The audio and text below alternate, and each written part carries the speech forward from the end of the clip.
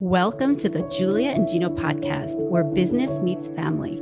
We explore what the entrepreneur life looks like from a family perspective. We are your hosts, Julia and Gino Barbaro. Hey everyone, this is Julia Barbaro, host of the Julia and Gino podcast. I'm here with the co-founder of Jake and Gino, my husband and co-host, Gino Barbaro. And that's the time to look when you're almost done with the intro. So you landed. You love when I mess up. I think it just makes me maybe feel I great. do it on purpose. No, it makes maybe I do it on purpose to make Is that what it is? Okay. Today's guest, we're excited to be interviewing the founder of Your Ideal Mom Life and host of the Love Your Mom Life podcast, Nikki Oden, a wife, mom, and woman on a mission to change the world one heart at a time. She discovered a superpower for managing time, a byproduct of starting over and over and over again. Her mission is helping moms to navigate mom's life and crush their goals without the guilt. Welcome to the show, Nikki. Welcome.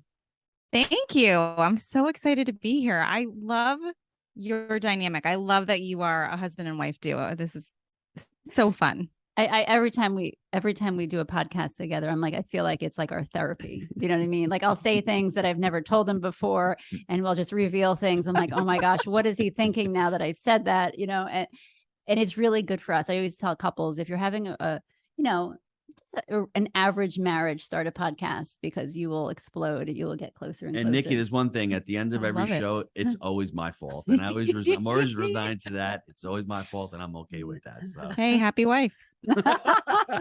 Tell us a little bit about your story, about your mission, how you fell upon the mission. And I think the vision is awesome. One person at a time. You change one person, which becomes two, which becomes four, which becomes eight, and it's awesome.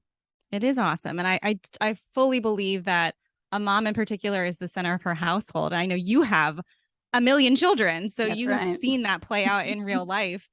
And when mom is feeling happy and fulfilled, confident, that spills over into everything she does. It spills over into her marriage, into how she parents her children. And that's what I mean, like one heart at a time. And it's contagious.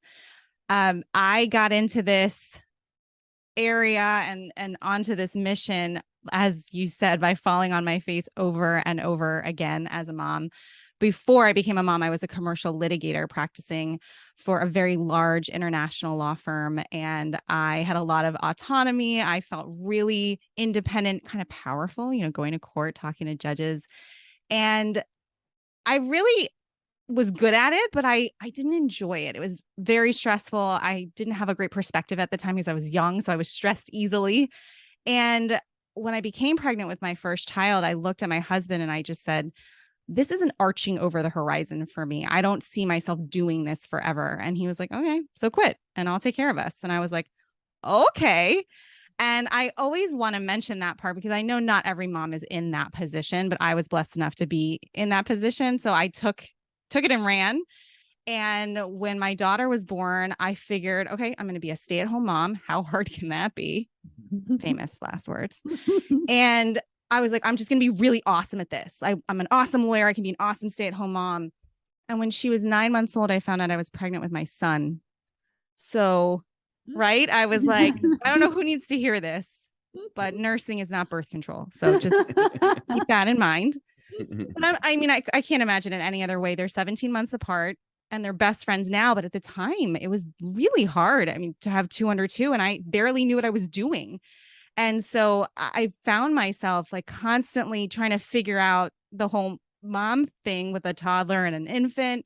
And I really lost myself. I really lost myself in motherhood. And after 2 years, I just realized I wasn't happy. And I felt so ungrateful. I didn't want to say that out loud because my husband was out working to support us. And I think the girls back at the law firm would have been like, are you kidding? How hard can it be? Like, how ungrateful are you? But I wasn't happy. And when I finally made that admission to myself that I needed something outside of being mommy and wife, that I wanted to have an impact on the world without sacrificing my family, things started to happen. So I built a business from home, and that's when I learned what it's like to live in survival mode. I mean, there was a lot of dishes that didn't get done, a lot of laundry piled up, and a lot of eating in the car, a lot of mom fails. And eventually I learned how to harmonize things so that I could have that impact outside of my home, but still be the mom and wife I wanted to be. And I want that for other moms. I don't want moms to give up on their goals and their dreams outside of mommy and wife. I want them to be able to have both. And so that's how Your Ideal Mom Life was born. And Love Your Mom Life, the podcast, is all about different ways to love your mom life. Every mom life is different, but we all have that desire inside of us to make an impact on the world, and we should do it. I love that, Nikki. You know what I really love is that your honesty, because a lot of us do feel exactly what you're feeling. And we don't want to exactly what you said. It's like we've given these children, I should be happy. I should be grateful. I also was in a situation where my husband could, support us 100%. I didn't have to go to work. And so there were so many years where I felt the way you did, but it was a little different. I didn't have the internet. It was, it's right. Internet really took over. Thank goodness for a lot of the moms. But what I do love is that you're talking about the woman, and, we talk about like man being the head of the house, which people get upset with me by, but like they're the head. And I always think my husband uses his brain the way that I use my heart when I communicate. And it's so interesting the way we think, how different we are, husband and wives, and how we are as fathers and mothers.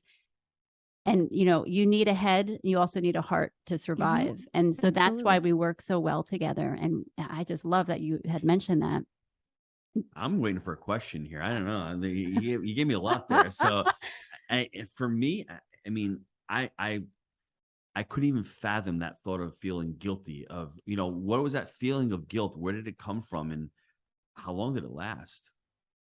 That feeling of guilt, I almost feel like we are wired that way as women because we want to be supportive. And what you said about the man being the household, I don't find that offensive at all. I think that we're created differently. We're men and women. Right. And so men do tend to be more of the providers, and they need us to support them. And that's why it works. I think because of being that supportive person and wanting everyone to be happy, it's just the way that most of us are, I felt guilty that I felt like I couldn't do it. I felt like I needed more. And why do I need more? What's wrong with me? There are women out there who can't even get pregnant. I have two healthy, beautiful kids. What's wrong with me? It was a story really that I was telling myself. It's all relative. Everyone's got their stuff. And so everyone can always be in a worse situation, and we can all berate ourselves and make ourselves feel bad about feeling upset about a situation we're in. And that's what I chose to do. And it lasted for about 2 years before I didn't even say anything to my husband because I just felt like he would be like, are you kidding me? I'm giving you this life at home and you don't want it. And he wasn't like that at all. Well, it's a lonely life. Let's be honest. The kids don't talk, they don't have communication with us. They don't, have deep conversations with us at one. And so it can be a very lonely life. And that could happen for years and years. So there is something to that we have to remember. And, I think that your podcast and a lot of other women's podcasts out there are needed now. We didn't have that back then. So I'm so grateful for you and so many women that I know that have podcasts, like talking to women and saying, you're not alone, because I like that guilt that you're talking about. I feel like we all have it. We could, and that I kind of want you to touch on that a little bit more about how you overcame it. And do you still get it? Because I know you have to. I mean, I do all the time. My kids are right now, they're hanging out with my mom, but at times I leave them for like 2 hours and I'm like, man, they're like fending for themselves. And meanwhile, they're like having a party, but oh yeah. And they're like, Mom, are you doing a recording today? I'm like, do you want me to? Go to grandma? Well, yeah. So it's one of those things where they're fine, but I'm telling myself they're not fine. And so that's the guilt part. And so talk about that a little bit more. I really believe guilt is a choice. It's a choice. Sure. And you and I had talked about this once before. We can't always control that first thought, but the second thought, we can take command of that second thought and decide the story we're going to tell ourselves and how we're going to feel going forward. So I do, of course, still have that guilty feeling, especially if there are days that are a little more work heavy than family heavy, because I do believe it's a seesaw versus a balancing act. And then I have to decide, first of all, is this guilt helping them? Like me sitting here feeling guilty about it doesn't do anything to change the situation, if there actually is one to begin with. And it doesn't teach them anything. So I think that that is just a constant effort and a constant reminder of being intentional and really talking to myself the way I would talk to somebody I love. and giving myself grace, because my kids know they're loved. And I see that every day because we love them. We make sure they know they are important and they matter. Mm-hmm. And so if I'm not eyeball to eyeball with them for 10 hours a day, it's okay. Yeah. I want to put perspective on this because I think this is a part where we haven't been able to evolve. And what I mean by that, we were in Italy a couple months ago at my mom's town, and there's a fountain there, and there's 3 big fountains after the fountain. And the kid's like, "What's that?" I'm like, "That's where grandma, my mom, used to wash her clothes." And, "Oh, what's that?" "That's a cantina where they would make the wine, and that's where they would grow the crops." And we didn't have time to feel guilty. Moms and dads were out there providing, and we didn't have time to sit around and think about creating another business. So over the last 100 years, when somebody says we're living in like the worst times ever, and this, stop, take a breath, and really smell the roses, because I mean, it just put things into perspective. My mom struggled 50, 60 years ago in a country that just got out of World War II, and there was not enough food. That's why she came here, and there was a lot more. So we have first world problems, and there's nothing wrong with that, because there's still problems. Right. But we haven't been able to have the mechanisms on how to deal with these issues and these problems and these feelings, because we should have these feelings, but we do, because we never really stopped and said, well, how do I deal with that? I've got everything else covered. I got my basic human need, food, clothing, and I say apartments, food, clothing, and real estate. I knew you talked about real estate. I knew it. But I think people have to sit down and reflect and relax that we have most of our processes. Yes. What are we afraid of? Fear. Are we afraid of investing money in real estate? No, we should be afraid of getting eaten by a lion. That's fear, but we haven't been able to upgrade our brains. And I think people like Nikki, who has the podcast and who's written the books, those are tools that you can use to start upgrading your RAM and your brain. And I don't think we do that. I don't think we stop. And there's no reason for somebody to say, well, why do you feel that way? We just do, because we haven't evolved. So, well, you made it such a good point. And Nikki, I know you sometimes when we're stressed as mom, we're like, I'm just going to get takeout. And I think sometimes, like, how convenient is that? You know, you go to the grocery store exhausted, you come home, put away all the groceries. It's like, oh, now I have to cook. It's like, wait a second, let's just go order some takeout. And my husband's like, all right, you know, he's so good to us. But I think that's important. And I want to just put this out there because, you know, a lot of dads, a lot of men are listening and thinking like, what's in this for me? I think it's good that you guys sometimes here there's another side to it, and sometimes we don't want to explain that part because we don't, like you said, you didn't want to tell your husband, and you feel like, oh, I shouldn't feel this way, I should just be grateful, but it's there. It's there. It's like you're not, you know, like I said, sometimes I leave and I'm like, oh, my poor kids, but and I feel like the guys don't necessarily feel that way because they're designed to go off and work. Julia, right? Don't blame me. I know you're blaming me again. I don't want to go off and work. What I want to know, I'm solutions. My husband used to have a sign on top of his office door in our house up in New York. It said, "My dream in life is to have the same lifestyle as my wife and kids." And every time I went into his office, I would be so irritated. I'm like, if you knew what it was like, right, you would hate it. We got married. He's like, you know, I had little kids. We would go to the mall. It'd be cold and wintry. He's like, why doesn't all the moms stay home and just go to the mall shopping with the kids? And I'm like, what? Stop blaming me. Let's get on some solutions. I want to get some solutions for the listeners. When you started and you're saying, I want to start my home-based business, or I want to create impact in the world, but I'm a mom at home. Yeah. What are the first couple of steps you did? Let's build a framework out for people on how to actually take it to the next level. Instead of always thinking about being guilty, let's be proactive with this. I like that. Okay. Number 1, start. Just start. I think a lot of times, especially with women, we don't even take the first step because we don't think it's going to be perfect. Like, well, I'm not going to be able to grow it to this size, so why even bother? Or I don't know what I'm going to do in step 4 or 5, so I'm not going to take step number 1. No, that's ridiculous. And Julia's actually said this, like, I did what I could do when I could do it. That's exactly how you start. Right. You just take the very first step, whatever that might be. Now, it depends on the industry. But maybe the first step is literally opening Google and just figuring out what your first step is. And that's okay. The next step will reveal itself after you take the first one. So you have to start. I love how you put that. So revelation. So what I'm writing down in my notes here is to start. And to expand upon that topic, all the women out there listening, you need to have a vision. I mean, Nikki explained her vision in the mission statement. What's your vision? Your vision needs to be strong enough to say, I want to get to that point, although you don't have to get there today. Goals are just results. So don't worry about setting goals and hitting goals when you're first starting out. What's the vision look like? What are you trying to do? What are you trying to accomplish? And then take that first step, whether it's turning on a camera, buying the equipment, starting your first video. All you need to do is start. Don't worry how many likes and how many downloads you're going to get. That will come with practice and with time. I have a question, Nikki, and this I've talked to a lot of moms, so I'm curious what you think. And this is something that took me a while to figure out. And we all have these fears of failure, fear of, unacceptance and all. Did you ever have a fear of success? If that makes sense to you. Yes. Okay. Actually, that is the one that no one talks about. No. Everyone talks about, I'm afraid like, what are you talking about? Good. Yes. Right. But then I also have the fear like, okay, what if they actually book me to do that speech? Yes. Then I have to do it. And then the other fear comes in. It's kind of like a circle. Like, I'm afraid to be good enough to actually get in front of people. And then they're going to be like, wow, you're not as good as we thought you were.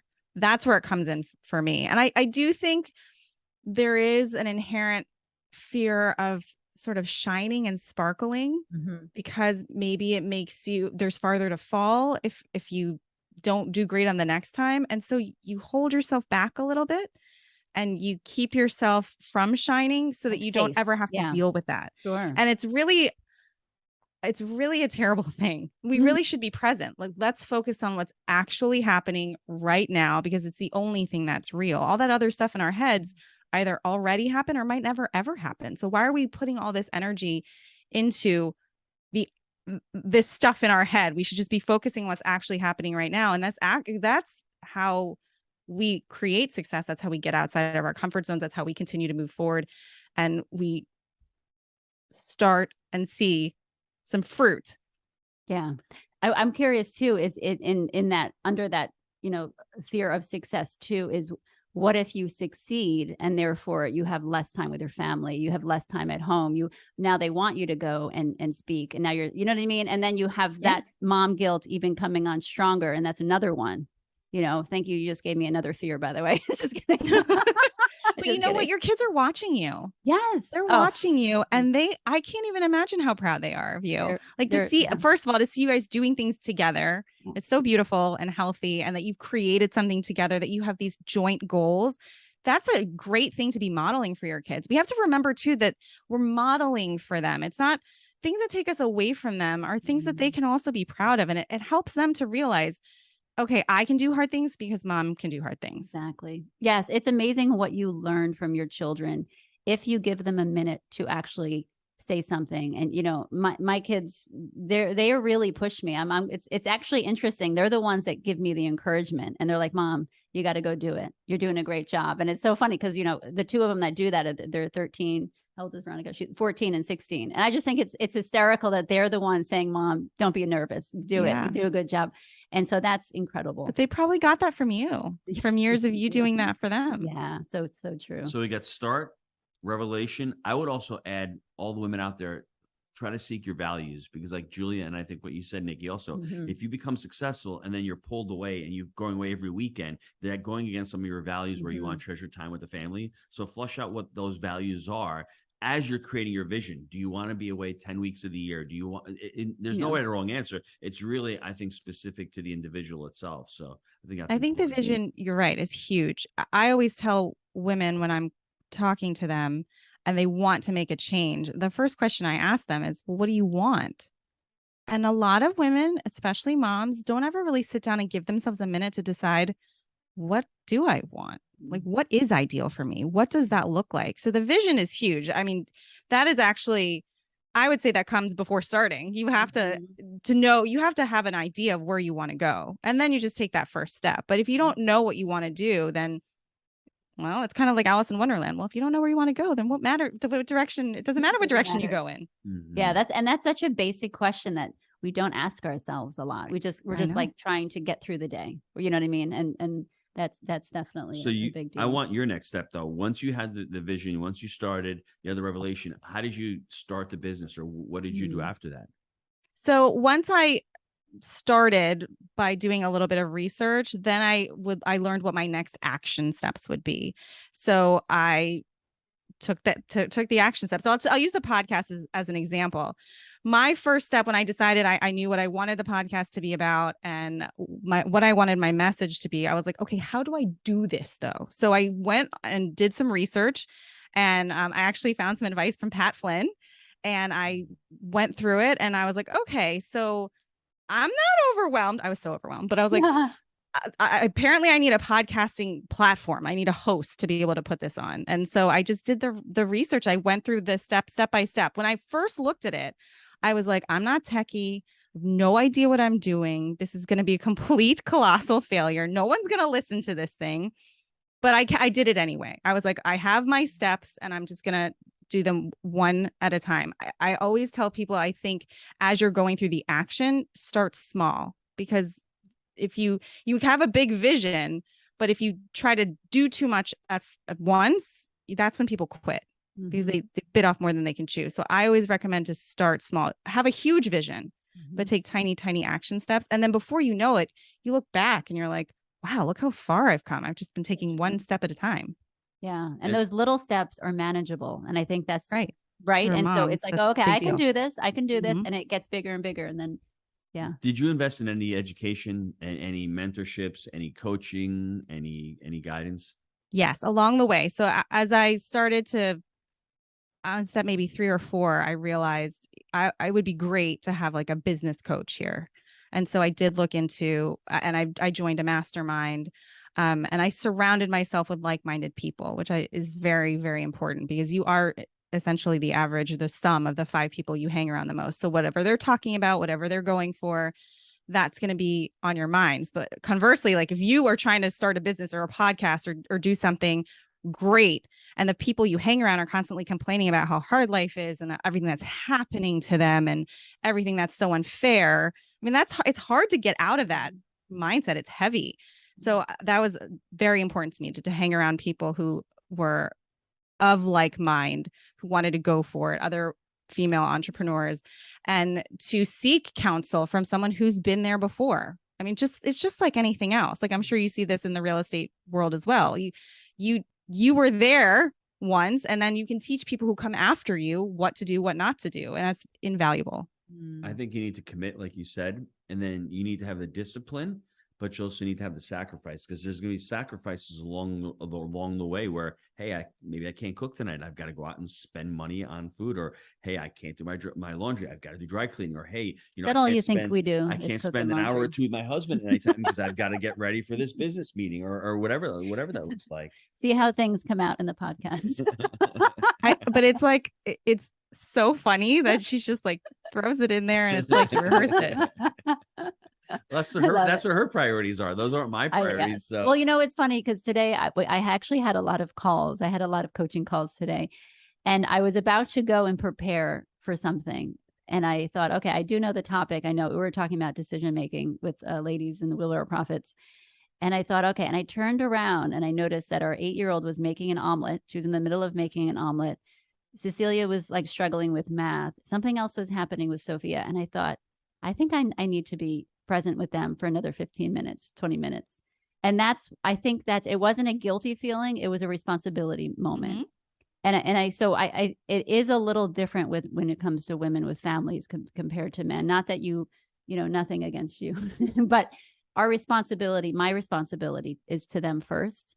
And I have to remember that once in a while. I'm excited to do all these things, but I have to remember my first priority is them. And at moments, I have to step away and just kind of be aware of what's going on.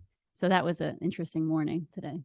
And by the way, people understand that. Yeah. People respect 100%. that. Absolutely. 100%. So Nikki, once you've got the business up and running, and like, what are your goals now? What is your vision now for what you're doing? My vision is visibility. I really want to be seen by as many moms as I can, because I really believe that we all have a very similar struggle.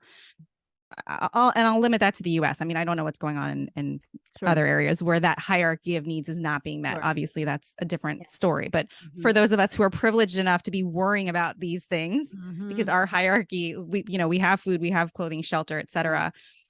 It is a very important message. It affects everything we do. It affects the way we go through life and how we are bringing up the next generation, what we're teaching them, what we're modeling for them.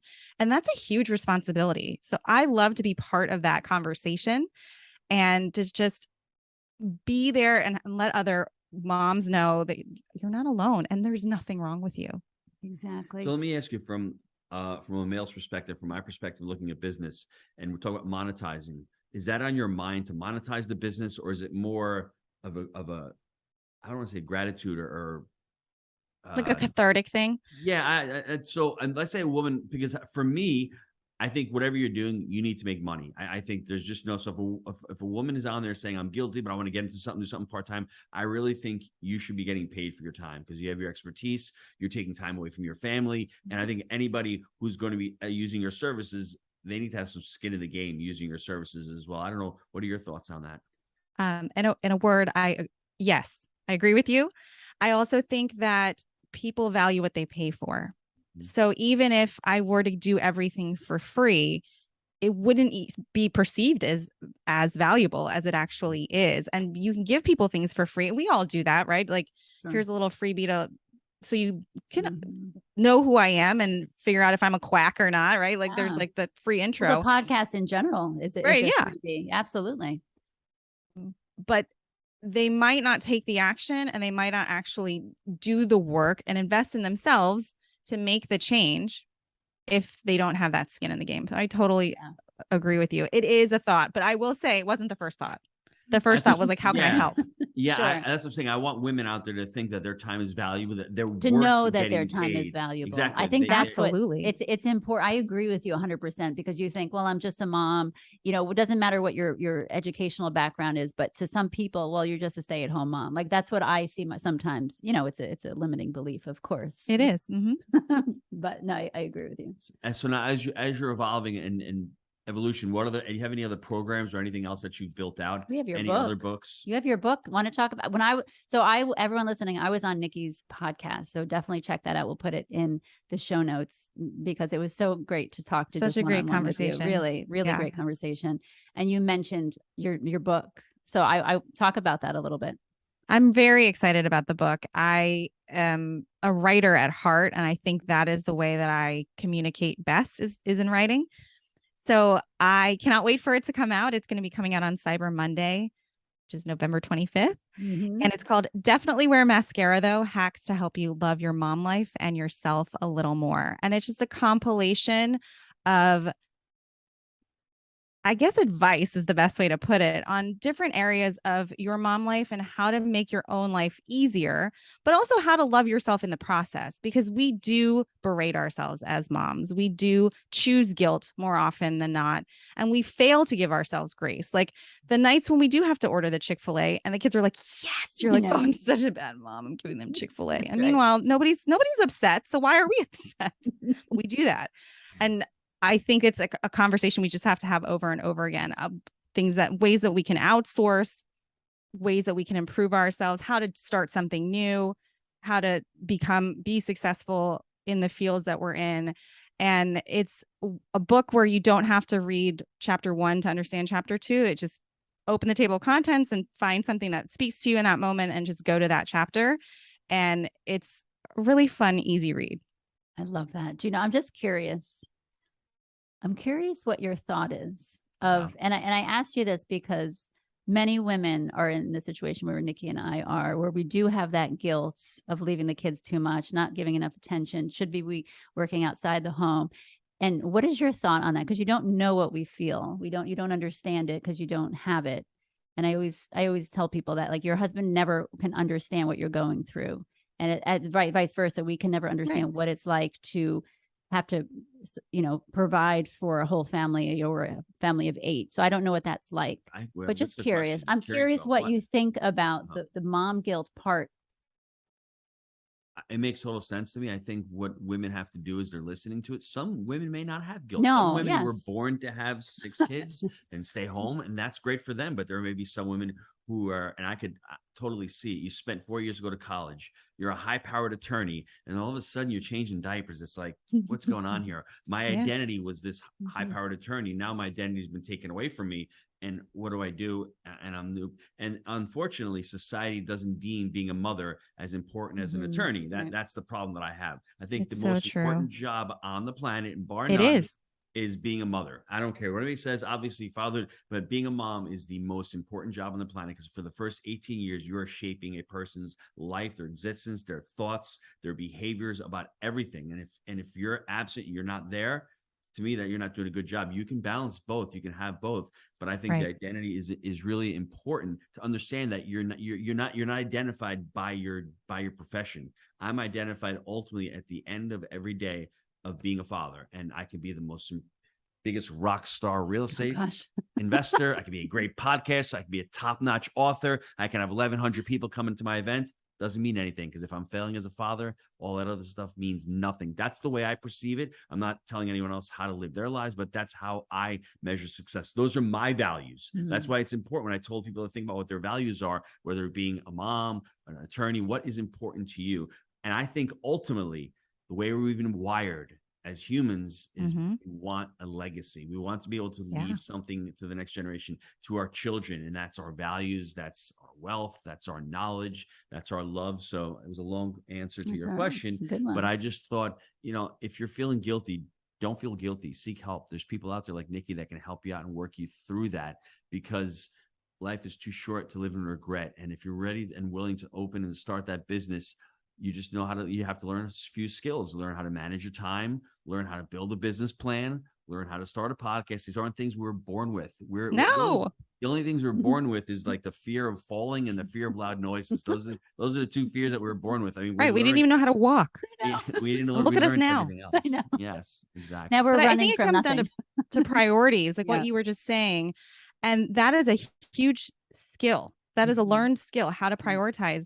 And I agree with you. And the best way I've heard this explained is in The One Thing by Gary Keller and Jay Papasan. Okay. And they talk about balls, like glass balls and rubber balls. And in my opinion, as your opinion is as well, family is a glass ball. And if you drop a glass ball, it's going to shatter. Business and work is a rubber ball. If you drop a rubber ball, it'll bounce. I mean, there's no limit on the ways you can make money. There's any number of jobs you can have. Money is not finite.